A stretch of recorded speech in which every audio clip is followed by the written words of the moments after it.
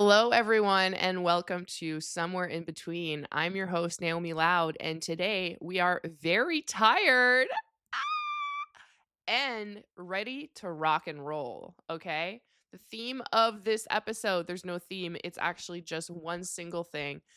I'm going to tell you a story. So sit down and buckle up. We're going to talk about that one time I got love bombed. Okay. I did mention this in the previous episode. I was love bombed like crazy when I was 19 by a 34-year-old. And so I thought I would tell you about that because it is the way that it happened is actually somewhat unique, I find, in my humble opinion. And it's just you'll see. You'll see. It's quite a fascinating story to me. Um, did I write an entire memoir about that? Yeah, I sure did. Am I now currently turning that memoir into fiction and also basing it on the movie Sliding Doors? I don't know. You tell me. Okay, so setting the scene. I am 19. Um, it is the summer I turned pretty. Guys, I was awake till at least 2 a.m. yesterday, because I was working as a bartender as an artist would. I'm a classic artist, you know? And then I got home, reorganized something in my house. Long story short, I have a new closet. It's now there. I needed to organize it. It was 2 a.m. and I obviously had to. And then I went to bed, woke up at 8 for no reason, and I says to myself,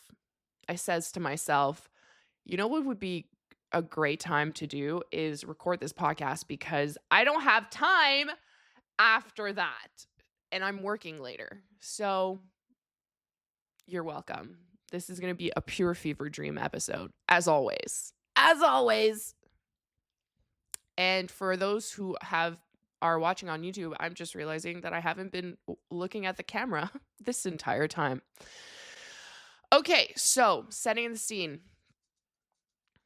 I'm 19. I just recently moved to Montreal. Okay, I came from a somewhat smaller city. I was living with my father, and he was yet again moving into a new apartment with his new girlfriend. This was a pattern he was doing my entire teenage years. He would like find a girlfriend, say that she was his soulmate, and then move in with her with us and my brother. But my brother was a little bit older and he had a girlfriend, so he had more like freedom to just sort of like not care about that. But I was still in high school, moving every single year. I got so good at packing, so good. Um, and also created an insane sense of uh impermanence. Is that a word? Like there was no permanence in my life. So I was very used to things not being permanent. Anyway, so well, no, I was in college. Fine, but I was still living at home in college. Well, in Quebec, we call it CEGEP. Fun fact. Let me tell you a little bit about Quebec, okay? So basically, we graduate high school when you're 16, 17, you graduate high school. And then before going directly to instead of going directly to university, you go to something that is called CEGEP, and it's kind of just like pre-university.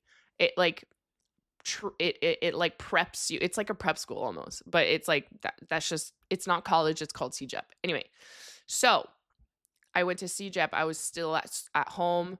And then he was like, "Hey, guess what? We're moving again." And since I had just graduated, I had no reason to stay. And my sister was living in Montreal, and when she realized this is when my sister and I got super close because she's 7 years older than me. So she was like out living her life, and I was still a teenager living at home. But then when she realized that my dad was yet again gonna put me in this situation, she was like, "All right, this is an intervention." So she came We talked about my inevitable escape to the big city, and she just brought me to Montreal and plopped me into her house in her apartment and said, "You don't have to pay rent." Oh, I love her. Anyway, the reason why she was like, "You don't have to pay rent, you don't have to do anything," is because the thing is, a year before this, okay? Backtrack, okay? This is all connected, guys. Backtrack. I was still in school, but I knew I was graduating, so I was trying to figure out what I wanted to do, and I didn't want to go straight to university. Um, it's not a thing in Canada to have a gap year. I like in the States either, I'm pretty sure, but it is a big thing in European countries and stuff. So I was looking into having a bit of a gap year. Guys, plot twist, I never went back to university. I never went. Actually, I went twice, dropped out twice. But that's for another fucking story. So I wanted a gap year. I wanted to travel. I really, really, really wanted to travel, but no one wanted to travel with me. And I was like, well, I'm just going to do it by myself. But I didn't want to just like travel willy nilly. I kind of just wanted like a goal, like a place to go. You know what I mean? And everything that I was looking up had to do with like volunteering and teaching kids, which not my vibe at all. That is the last thing I would ever want to do. So I was like, fuck, like, can it be something with animals at least? Like volunteer for with animals. And then boom, all of a sudden I find this website and it says, learn to become a scuba instructor in Thailand. And I said, come again? Because that sounded literally perfect. It was one of those moments in my life where, as much as I was extremely traumatized at that time, which I unknowingly traumatized and super just not great. um my intuition was so loud and clear in that moment that I had no way, like there was no way I was ignoring it. And my intuition said, you have to do this. Did I ever scuba dive before this? Nope. Never scuba dive a day in my life before signing up to this. But all of a sudden I was like, "Oh, the ocean. Like obviously that's where I'm meant to be." Like, hello? It just like all made sense. People told me I was crazy cuz they were like, "You don't even know if if you like scuba diving and you're just going to like move to Thailand and become a scuba instructor? Do you realize how insane that sounds?" And I was like, "Yeah, and I'm gonna do it." And so because I was gonna finance this by myself, I needed at least a year to like, because it was like a solid. I think it cost like at least $6,000 back then. That was in 2009, so it must be so much more now. Um, and so I was like, well, I have to work my like minimum wage job at this retail place cuz I hadn't yet discovered the restaurants. I have to just I have to do this. I just have to do this. And so um funny enough, my dad, not the not, he's not the most full of wisdom person, told me when I told him that I was going to do this. He said, "A year? Like, oh, you're going to do this in a year?" He's like, "A lot can change in a year." And back then nothing changed for me. It was like a very boring life I was leading. I was also young. Like what am I supposed to do? Have like a million adventures at like 17? But I was like, please, there's nothing's gonna happen in this year before I leave for Thailand. And lo and behold, every single thing changed before I moved to Thailand. Um, so forward then to the summer. So the summer I moved to Montreal, it was about 6 months to me leaving for Thailand. I was leaving in January. Okay. So let's say it was spring when I moved to Montreal. Actually, it was spring. My sister was like, so that's what I told my sister. I said, listen, I can't afford rent and groceries and whatever because all of my money is going to this to go to Thailand. She said, "No problem. Still move to Montreal. I'm covering your rent. I have an extra room. Just come." And I said, "Okay." So I did. And it was the best decision I've ever made. Fell in love with the city. I was like, "Oh, this is where I was supposed to be my entire life," you know? Like, "Oh, I was supposed to be in a big city." Like, I was a very I was way too um my friends in CJEP used to call me the marginal one, like, literally, like, it was a joke and it was, like, a cutesy nickname. They would call me the marginal, like, in French, la marginale. So, I was too marginal, bro. I was too eclectic, too eccentric to stay in a small city, a French small city at that. Um, so moved to Montreal and I was like, mind blown, like, "Oh my god," like, I felt so free, like, I could just, like, take the metro and bop around and, oh my god, it was amazing. Um, and I also that's the summer I also, got my first waitressing job, and that was a whole, like, new venture in itself, like, for someone that has a lot of social anxiety, I did a lot of big moves when I was younger that I was like, looking back, I was like, good for you, bro. Good for you, little gnomes. So all of a sudden, blink of an eye, my entire life changed. I was in Montreal. I was waitressing, and then I start working at this place that's now closed. It was called Pistol.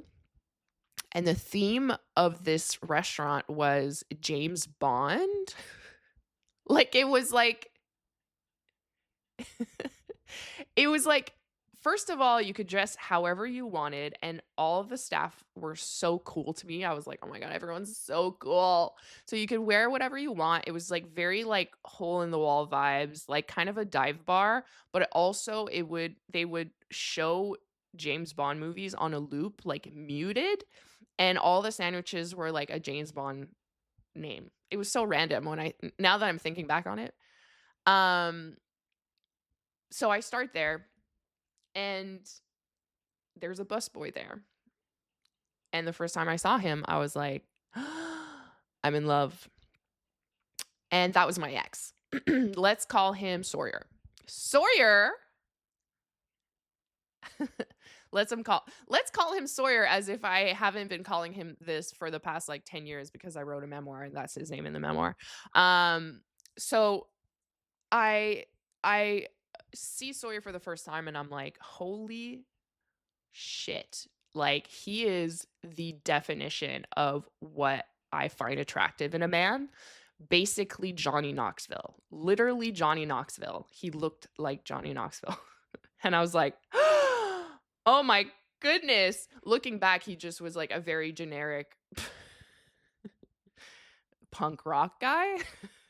But those weren't as common in my little town, in my little city, in my little French city. So I was like, holy shit, this man. And also, he was older. And I was like, oh my God. Anyway, so I start working there.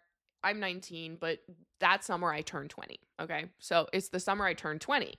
And I remember him being really like shook when he asked my age. And I was like, "Oh, I'm 20." And he was like, and back then when you're younger, you really do think you're old. Like, I thought I was like old, like in a good way, you know? And I was like, "What? I'm not a child. I'm not young." And he was like, "Oh my God, you're a child. But I am still going to pursue you." So he was then I learned that he's in a band. Oh my God, lock me up, bro. He's in a band, he's a bass player. Good Lord. I was I was in. I was locked in, okay? But here's the thing. He has a girlfriend. Um I'm going to tell you a secret, guys. When I was younger, we've all well established that I was kind of a piece of shit because I was so fucked up. and traumatized, and all I desperately wanted was attention from men, older men. And he was like prime, my prime, um, he was like the prime example of that. And so I didn't care. Oh, and that's the thing. When I was back at my in my hometown, I never had a boyfriend. No one was ever interested in me. I was just, but mind you, I was like hooking up, but they never wanted anything else. Like I would have like one night stands and then be like, I don't understand why they don't like me." And then the guys are all like, "Well, it's because you're easy." By the way, that's not me saying that slutty behavior is bad. I'm just saying that's what they were saying, okay? Because they were like, "Oh, well, because you're so easy, like, why would you be girlfriend material?" That fucked me up, actually. I digress. Um, and oh, and that's the most interesting part too, is that right before a year before, almost like right before I left to move to Montreal, I had my like one last lackluster one night stand. And I said, okay, that's it. The next person I sleep with, I'm gonna love. And that was like, that was my, and I stuck to it. Mind you, it was my ex. So I like maybe made a bad decision there, but so I didn't care if someone was in a relationship or not. Like all I cared about is if they gave me attention. Like I was so like this is the version when I've talked about this on social media where like there's a version of me that I just don't like. And that's the version I'm talking about. My like my early 20-year-old self, not the greatest vibes, but she didn't know better, right? I healed. I got over it, guys. I barely even like men at this point. My husband is the only man I actually find attractive. Other than that, I'm mostly gay. If you're enjoying this episode, please subscribe, please like, please share.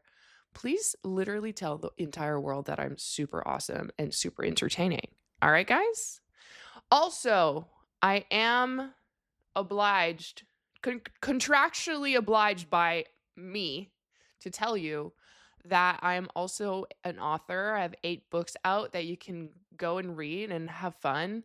They're for the sad girlies. They're for the sorry, not for the sad girlies. They're for the angsty girlies, all right?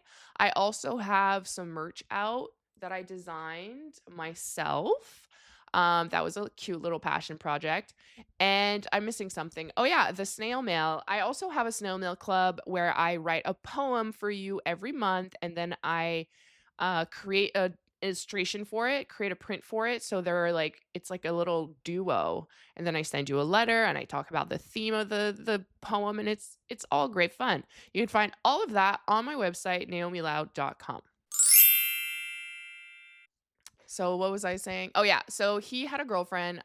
Did I care? Not at all. But I also was like I was like hands off until I realized he was interested. You know what I mean? I was hands off until I realized, "Oh, I actually could definitely hook up with this guy." Um and hook up we did. So we one night super drunkenly, extreme drunkenness, we make out after work. And I wake up and I'm like, "Oh my god, I like made out with Sawyer. Like that's crazy." And I like text him being like, "I'm sorry," kind of thing. Like, "Oh, it's my fucking responsibility," as if he has no responsibility, but because he still had a girl, he obviously had a girlfriend. And he was like, "Don't be sorry, blah blah blah." And I'm like, "Oh my god. I think he likes me." Um and this was like almost 2 weeks, not even, before I was leaving. So now we're in December. We hooked up 2 days before Christmas. And then I was leaving on the 16th of January, something like that. So all of a sudden we're getting involved, okay? Then he comes to my house and we sleep together for the first time. We like hook up for the very first time. That was the person that I loved. Like I was head over heels. I was so obsessed with him at that point. It was insane. Um and so we hook up and I'm like, "Oh my god. This is true love, literally." And he keeps telling me like I wouldn't be doing this. So this is where it gets juicy because he was like, "Well, I wouldn't be cheating on my girlfriend." Mind you, I'm believing every single word out of his mouth. He's saying, I wouldn't be cheating on my girlfriend right now if you weren't leaving." As in basically he was like, "This is our one last shot," kind of thing of like seeing if this I don't even know. Like, what am I trying to justify his fucking actions? But he was like, "You're leaving. This is not like anything I've ever experienced." And so we hook up. He's obsessed too, and he starts love bombing me. I think he tries to like push me away for like a hot sec, and I'm like, "Oh no, no, no, no, mister." So here's the stitch. I leave for Thailand, okay? I'm supposed to be leaving my life behind, okay? I was supposed to leave this super uneventful life behind. All of a sudden, I'm fucking heading for the airport. I'm in a new city with like an entire like life opened up, a new social life, a man, someone who's literally I'm obsessed with, okay, that I don't want to leave behind. And and all of a sudden I'm leaving for Thailand. I'm like, this is insane. Like this is crazy. Like how the fuck did that just happen, right? And so the day that I'm heading for the fucking airport, he tells me he loves me.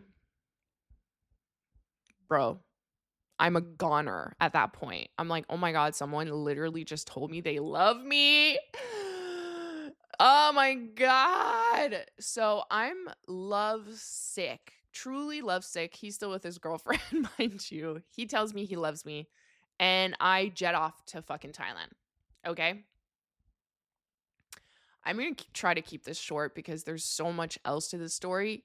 And also yesterday I was thinking about I never published my memoir, um, but I did turn it into an audio series. And what was interesting about that audio series, and now that I'm like blowing up a lot more with my astrology again, I'm highly considering re-releasing it because what was interesting about that series is that the beginning of the episode I would read a part of the memoir. And then the second half of the episode I would unpack well, I would just unpack the trauma that was underlying every single fucking action I was taking, but also I was unpacking the astrology of that time because I realized that I was going through insane astrology uh transits that were influencing, as above so below kind of say like it would have happened nonetheless, but it was insane to see how like I could pinpoint these astrology transits to these crazy big life moments. And that part of my life, like 2021, the especially the first time I went to Thailand, because I went twice. Well, I went twice to go finish my instructor thing. Um, the first time it was truly the most memorable time of my life.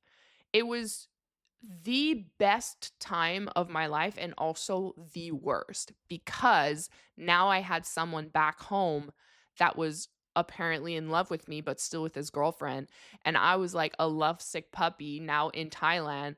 Okay, get this though. Plot twist.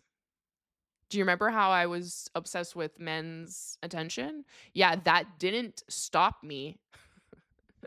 That didn't stop me in Thailand. Um So so yeah, the love bombing really started really hard while I was in Thailand. And I what's funny is that this was a love story of the ages. It was a millennial love story. So every single conversation that we had is recorded on Facebook because they were all through Facebook Messenger, okay? This is why my memoir was able to be so fucking accurate is because I have everything recorded. I had the emails. We barely texted cuz that at that time it wasn't you wouldn't text that much, you know what I mean? So everything was through Facebook Messenger. So I have literal proof of the love bombing. So he sends me, I'm like, it's like the second day in Thailand. Mind you, oh God, Thailand. I don't, anyway, he sends me an email that is like textbook love bombing where it was like, he was like, he's divorced. He had a wife before this, not his girlfriend, but before that. And he was like, I'm so in love with you. I've never loved someone like this, not even my wife, not even my first girlfriend, no one. Like, I've never loved someone so deeply, so hard than you, this 20-year-old, okay?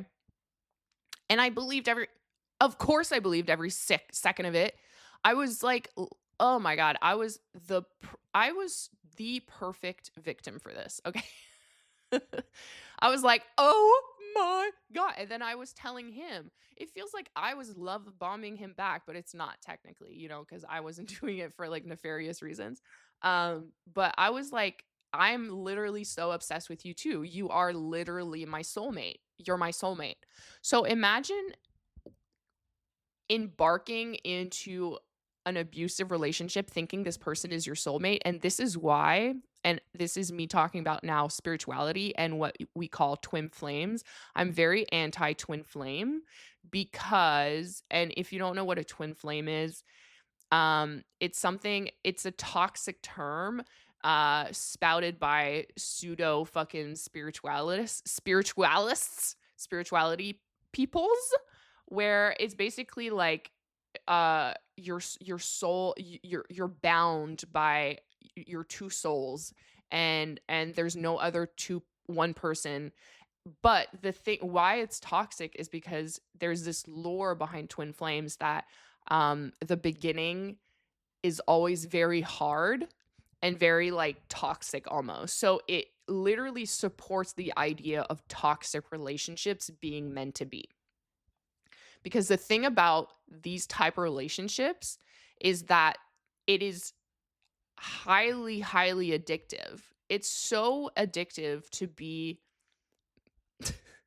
I was going to say it's highly addictive to be mentally abused, but kind of. Like when you're being love bombed by a narcissist, bro, it's the best thing ever. And then when it's bad, it's so bad. But then when it gets good again, holy shit, does it get good again? And then you're addicted to that cycle. And then if you're kind of into spirituality, all of a sudden you're like, "Oh, well maybe he's my twin flame and I have to just like bear this because eventually we'll have our forever, our happily ever after." Plot twist, that never happens. So yeah, anyway, then he tells me that he's going to leave his girlfriend, okay? I'm going to try to wrap this up super quick now.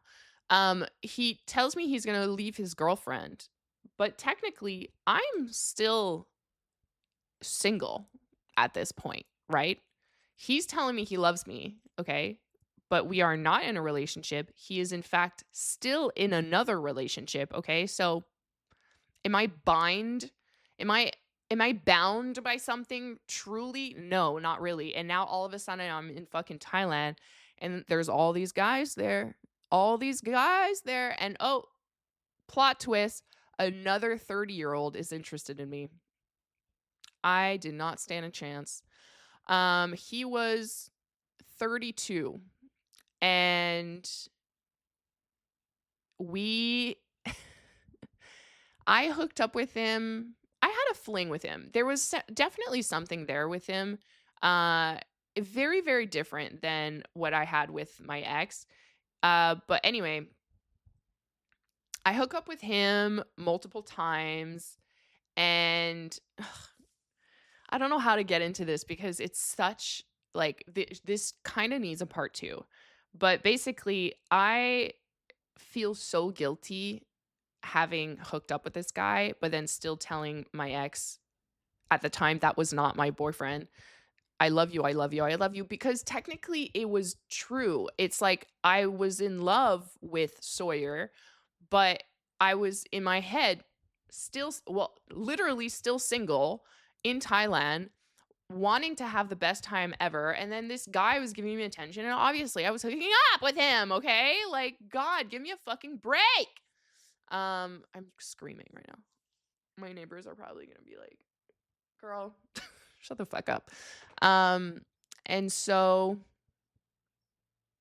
yeah, and then that was what kind of ruined it all. I mean, it was bound to be the worst relationship ever, but that was what made my ex able to make my life a living hell, because basically I never told him, but I did hook up with other people like at that time. It wasn't just that one guy, but somehow my ex, who mind you was still with his girlfriend at that time, um convinced me to he had this feeling he had this feeling that I was hooking up with someone. And he convinced me, because I was so gullible and naive, that I could tell him and everything was going to be fine, no big deal, whatever. And so I like cracked, because at one point my moral code was all over the place and I felt really disgusting. And felt like a big old slut. Okay? Let's unpack that yet again. That was just internalized everything, right? Cuz like, what the fuck? I was young and free and I could fuck whoever I want. I think I'm not allowed to say that on YouTube, but whatever. So I told him, and for a hot second he was like, "Oh my god, I understand," still with his girlfriend. And then he promised he was going to break up with her, and he did. Okay, but he also listen, I've had people read the email he sent me afterwards of him being like, "I just broke up with her. I'm so fucked up, and you fucked me up so hard. I thought we were soulmates, and now and then you tell me you're fucking this guy when I can barely fucking look at my girlfriend. I'm sleeping on the couch." He's like, "I'm suicidal." Like, he was going for it. And a lot of people are like, "That's an insane email he sent you." Anyway, I'm reading this thinking I just ruined the best thing I've to ever happen to me. And then he was like, "I'm so fucked up. I can't deal with this. I don't we can't be together. I'm not going to stay with my girlfriend, but we can't be together." And then he blocked me. He blocked me on Facebook, and I literally spiraled. Okay? I'm going to leave it at that. I'm going to leave it at that, because obviously this is not the end, and maybe a good old cliffhanger is what I need you guys to be hooked for this book that I'm currently writing. So yeah, I was a slut in Thailand. Mind you, this is not even funny, but mind you, I also got sexually assaulted in that same fucking time period in Thailand. Oh god, what a time. It was literally the best and worst time of my life. Why was it the best time? Because I was in the ocean discovering the love of my life, my true love, the ocean, my true love, fucking diving, scuba diving. I was right. That's the whole point, is my intuition was so right. I got there and all of a sudden I was like, this is what I was meant to do. And so I was like on the boat in the ocean, scuba diving, and it was truly the best time. But then all of this other stuff was happening at the same time. And it was the most quite remarkable, like the truest term of the word, the most remarkable time of my life. Truly. All right. So that's it, guys. That's where I'm leaving it off. And obviously, he blocked me, and that didn't fucking stick because then we fucking dated for 4 years.